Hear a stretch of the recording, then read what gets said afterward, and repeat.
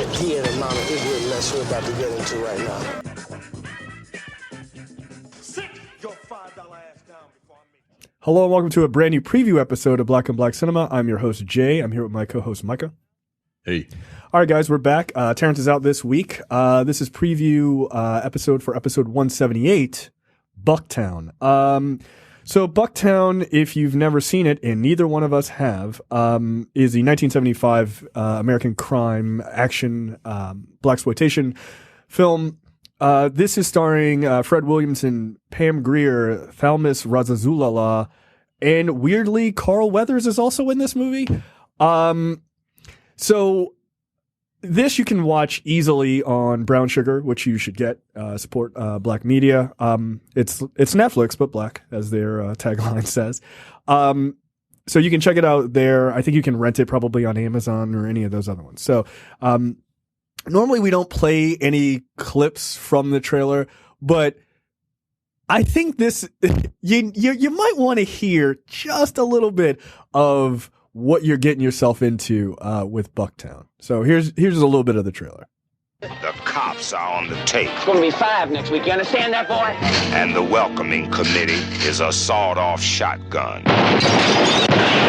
Bucktown. Right on. Starring Fred Williamson, Pam Grier, Thalmus Rasulala, and Tony King. They're the greatest black attack pack you'll ever see. You know any prayers, Cracker? Well, shame on you if you don't. And they're taking over Bucktown. Look, I don't give a shit what this movie is about. That trailer alone, that portion of the trailer sold it for me. Absolutely. Can't wait. Can't wait. Super excited. So yeah, check out Bucktown. Something light, something fun for next week. The random topic this week is all about Terry Crews and his one-man crusade on how to ruin his career for black people forever.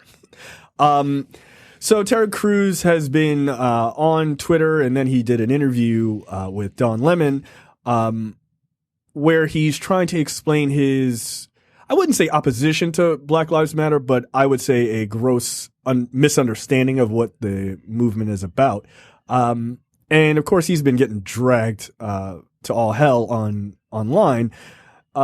And he's, this poor guy is, he's popping his pecs. He's trying to get y'all to listen to him, and it ain't working. Micah, what are your thoughts? I don't understand where he's coming from. I don't understand why this is very difficult for him.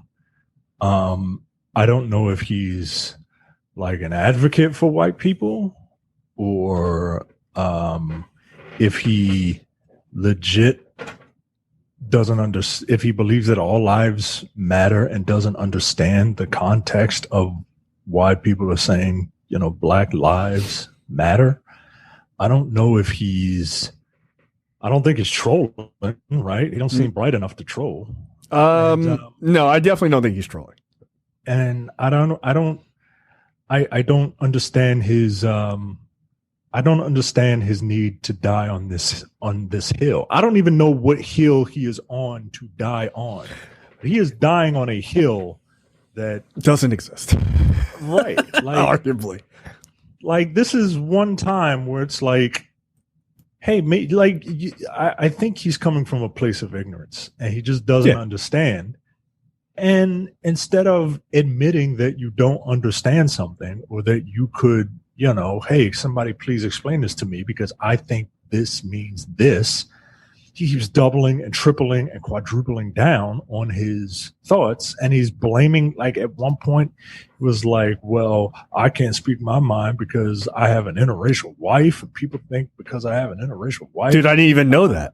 And like, yo, it's not about that, dude. Like, it's not about that. It's people are telling you that you are fundamentally missing the point. Right. And you are just like, nope, I got it, bro. I got it. And he hasn't, and it's not just this, right? Like he has been on this kind of trajectory for a minute.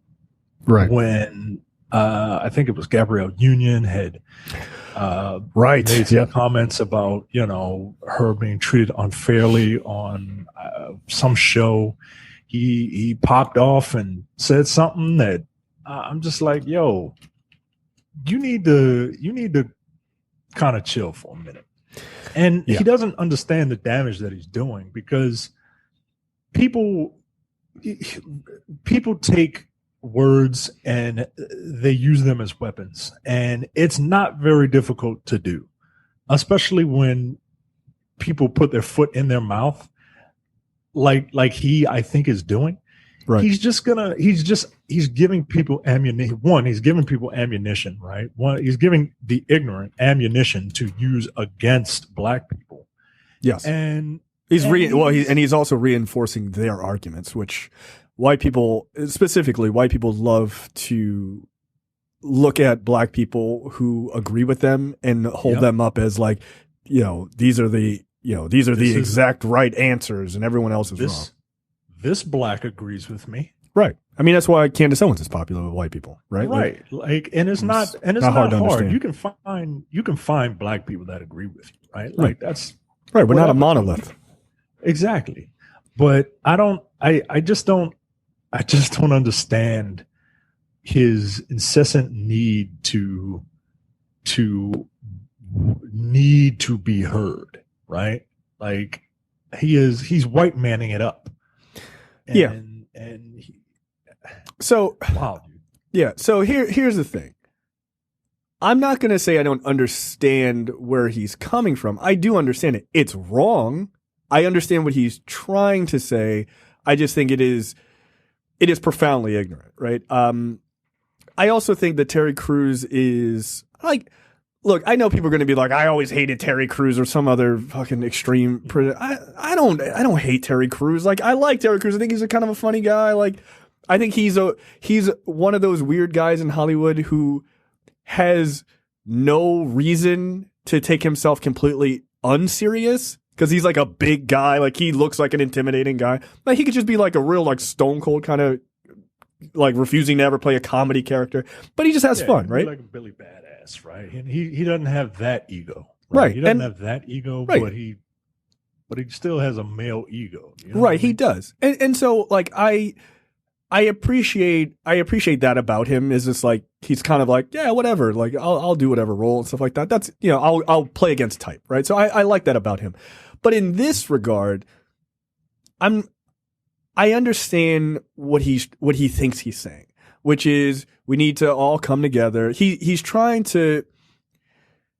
has listened to way too many white people talk about race issues that like I can hear it in the words and the phrases that he uses when he talks about race issues. Like he literally said in that interview with Don Lemon, Martin Luther King and Malcolm X realize that, you also need to have a non-racial component about, in these conversations. Otherwise there's blowback. And I'm like, that's not even half. It's like a quarter correct of a twisted version of what they said. Right. Like if you look at Malcolm X's history, yeah, Malcolm X was like, he was on some like fuck all white people shit for a long time. And then he went to Mecca and was like, not fuck all white people, but fuck like white people in America who uphold this sort of this shenanigans that we have to deal with, right? And so he qualified it a little bit. I mean, that very famous quote is like, I'm willing to join up with anybody who's willing to, fix this miserable condition. Like that's a real quote from him. But that's not taking race out of it. Like he never stopped calling it out. Like, and like this idea, because one of the things Cruz tweeted that really got him in a lot of trouble with people was, hey, I don't want to replace one supremacy with another supremacy. And people are like, Black Lives Matter is not a supremacy movement. And he's pointing out, well, there are some extreme people, who seem to be, pointing in that direction. Look, there's extreme people in movements. That's a fact. But that doesn't mean that that's what that movement means. Now, if that movement is largely that way, then yes, you can call it out. But that's not what Black Lives Matter is about. It's literally a movement of equality, right? It is, that because if you look at Black Lives Matter and you look at the people participating in Black Lives Matter, it is not just black people, right? Like Right. there are movements. I don't feel like naming them because then our mentions will be a mess. But you can, put 4 letters together. You can figure it out. That is not a movement. Like, it is not a movement about equality. It is not at all. Those are movements that you can criticize for those reasons. But I think what he's trying to do, he's trying to like sort of, he's using that Santa Clausification, as they say, of Martin Luther King, of like, we all need to come together and all that. Yeah, but Martin Luther King got shot by a white man. Like, but Martin Luther King also called out white racism. Like, you should. Right. Then he does the whole thing of, hey, but what about black on black violence? And Don Lemon, to his credit, was like, what the fuck does that have to do with this? Like, Right. that's a serious issue, but that has nothing to do with this. That is a way to obfuscate and to move off the topic. White people kill each other at like 85%. Not once do we ever talk about white on white violence. It is a way to get around a conversation about black equality. And he's just reinforcing that because look, I'm not going to say he's not smart enough. I don't know anything about Terry Crews personally. And outside of this, I've never been like, wow, that guy's a real idiot. But he certainly doesn't get that he is sort of covering for white racism by jumping to what about black on black crime. You don't actually care about that. Like, not that he doesn't care about it, but like people who make that argument generally don't really give a fuck about what happens in Chicago. They only bring it up when it's time to talk about something else. Right. They say, well, you need to clean up your house before we can treat you like Humans. we treat like, no, dude. That's not how that works. Like, just listen to it in that context. No, you need to clean up what you need to stop. All black people need to stop killing each other before we stop killing, before the institutions around you stop killing you. Once you can prove to us that you cannot kill each other, then we'll think about treating you fairly. Right. Huh? Like, 1, that doesn't make sense on its face. 2, you don't do that with anyone else. Right. You don't do it with white people. Like, so why? Why is the institution that white people can kill each other at an 80+% rate, and they get treated like human beings, but somehow black people killing themselves at a slightly higher rate, they don't qualify for that level of equality. And by the way, if people wonder, well, why is it even higher than white people? It's because white people are more spread out. Yeah. We're more concentrated. There's only like 7 cities black people really living in this country. Like, they don't live. Every state is practically crawling with white people, right? They're everywhere. Yeah. So that's why there are more of us in concentrated spaces, like, basically ghettos, right? Like, we have been hoarded and pushed into smaller and smaller spaces around the country. So yes, people who live close to each other kill each other. That's just the way. That is just 100% of why that happens. It's why white people's murder rates is still at 85%. That's why. And when they're more spread out in cities where they're not around as many white people, but they're still around, yeah, sometimes they're going to get killed by people who don't look like them. That's a fact. So, it's just basic statistical understanding. Right. Like, that's just numbers. Like, it's very difficult for me to understand how, because I can't, like, now with the black supremacy thing, he said something to the effect of, I don't want Black Lives Matter to be like Black Lives Better. to turn into Black Lives Better, which, one, that is not worded the way you think it should be worded. Right? Like, you don't want Black Lives better. Like, that sounds like you don't want Black lives to be better than what they are. Right. Yeah. That's bad phrasing. Bad phrasing. I mean, I know what he means, but yeah, that's bad phrasing. Right. I know what he means, but you see how I just was able to twist that? Like, yeah, it's very easy to do. Right. And I don't think that you could ever, like, no one wants supremacy. Black people aren't talking about they want supremacy. Right. Nut cases are, but normal. Right. Nut cases. These are people to be ignored. Right. But equality, like, it's never going to get to a point where it will be white over black. And I don't understand how he could even think that, right? And I don't know. The devil has many advocates. He doesn't need another one. Right. Right. Exactly. It's profoundly silly to me that, like, oh, I don't want it to be a black supremacy thing. We're 12% of the population. Like, what are you talking about? I mean, it's a numbers thing. Dude. Like, just simply by the numbers. I mean, I'm sure you could say, well, look what happened in Africa. You think that's going to happen here? Right. You think black people are going to take over everything? No, that's White not. People are looking for a reason to shoot black people. Yes. Like, come on. People. Every other day, we see a story of white people acting white and harassing black people for no reason. Yeah. In Indiana, there was a guy who recently felt he was about to get lynched. That's what they said in that video. Right. They said, get the noose. Yeah. And they told his white friends, hey, go away. Go ahead and leave, but you leave us the boy. Are you, Terry Crews, going to be able to talk to those people? Right. They ain't your friends. They're not your friends. Right, dude. I just don't understand. The only look, if I was those white people, the only way I'm leaving is if my car is 5 feet away and I got a gun in it. I'll be right back. My air this whole fucking place out. Hold on a second. I'll be right back. So yeah, it is. I don't like. Look, I'm not a particularly angry person, arguably, but I don't. I think you can talk to people and get to a point of understanding to normal people, right? They're idiots and you cannot reach them.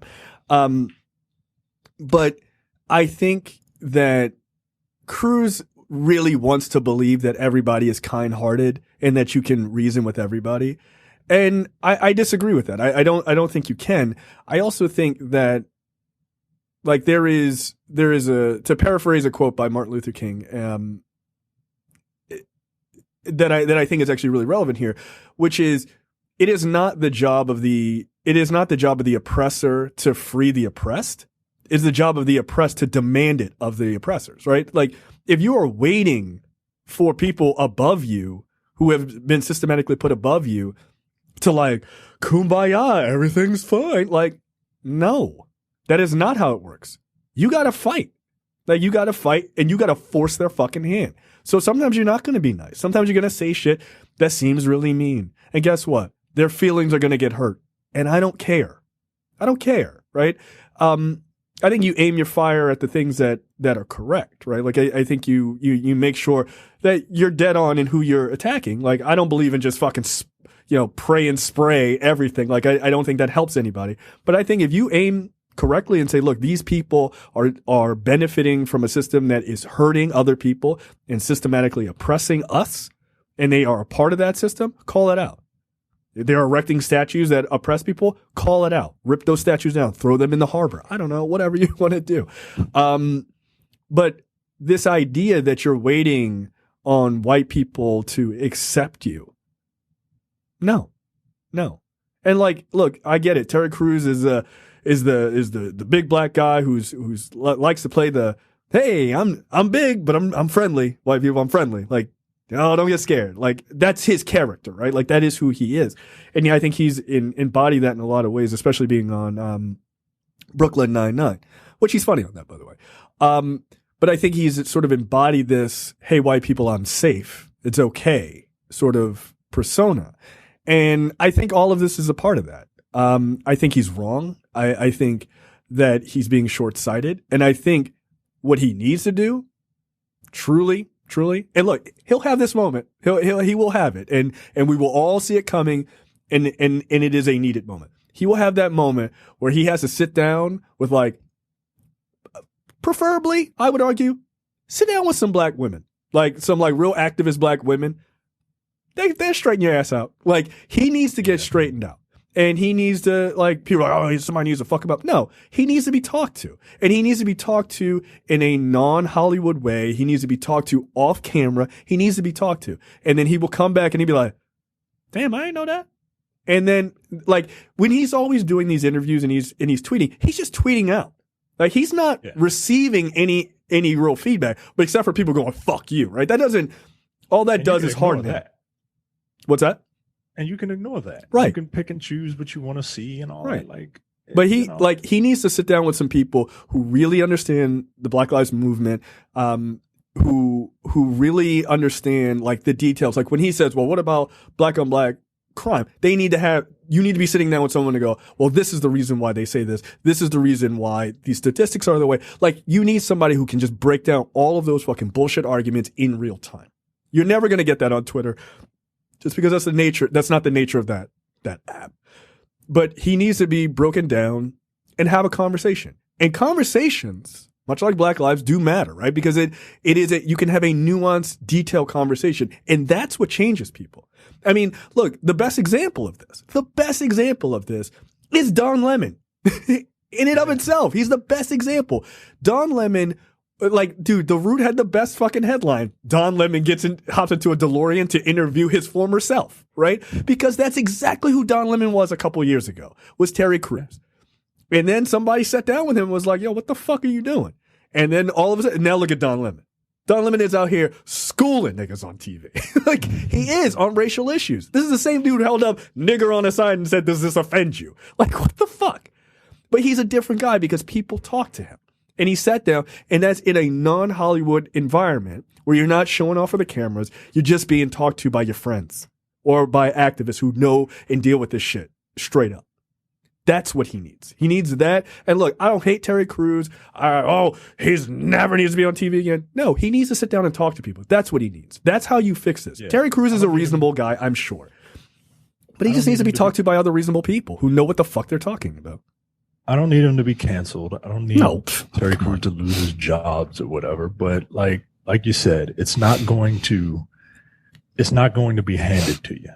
And this is why you need to understand that if you want change, you need to go after it. That's literally how this country was formed.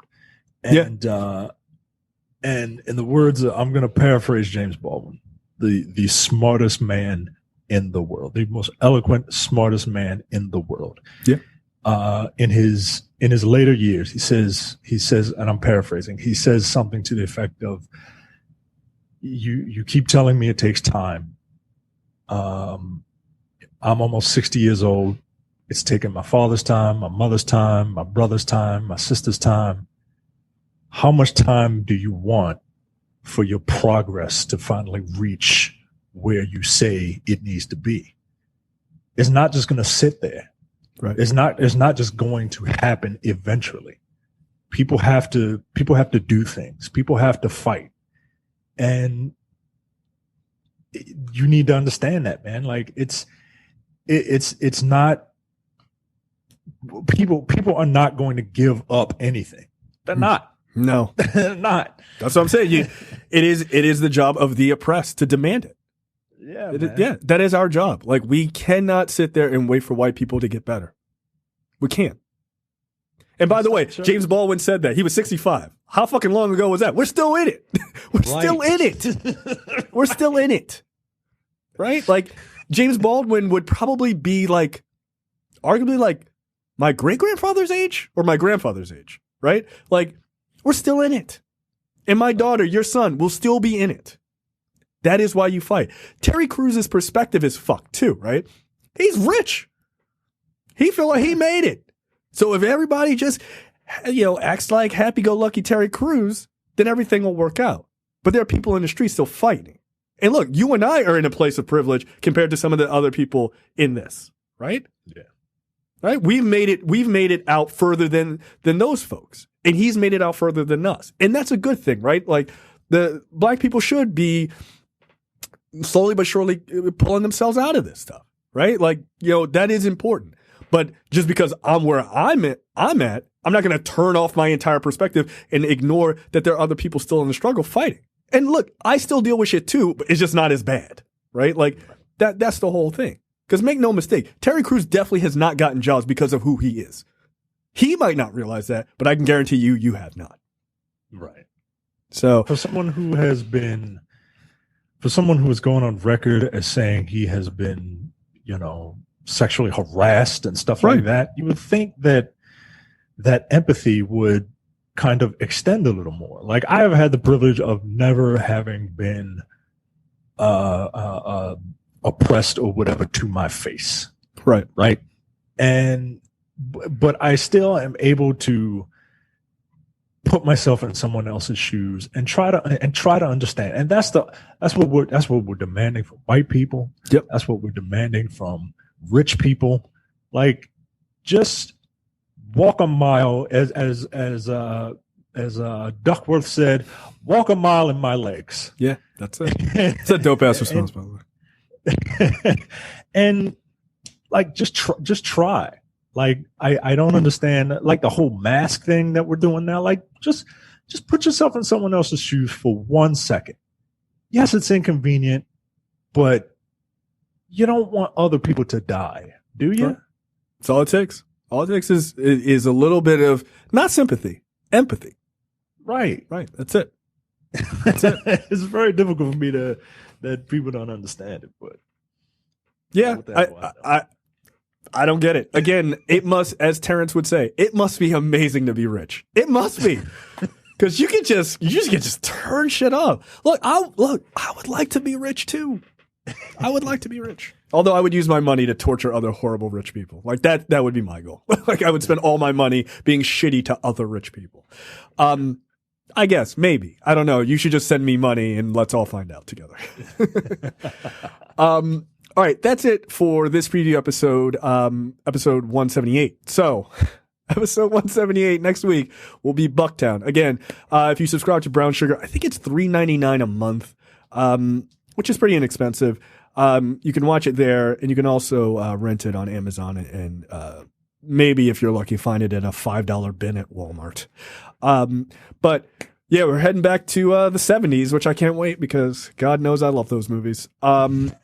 So we will see you guys next time for another episode. See you. Take it easy. You're watching the Black on Black Cinema YouTube channel. Make sure you check out our full reviews of black movies, past and present. And every other week, we do a preview episode where we talk about a random topic that affects the black community.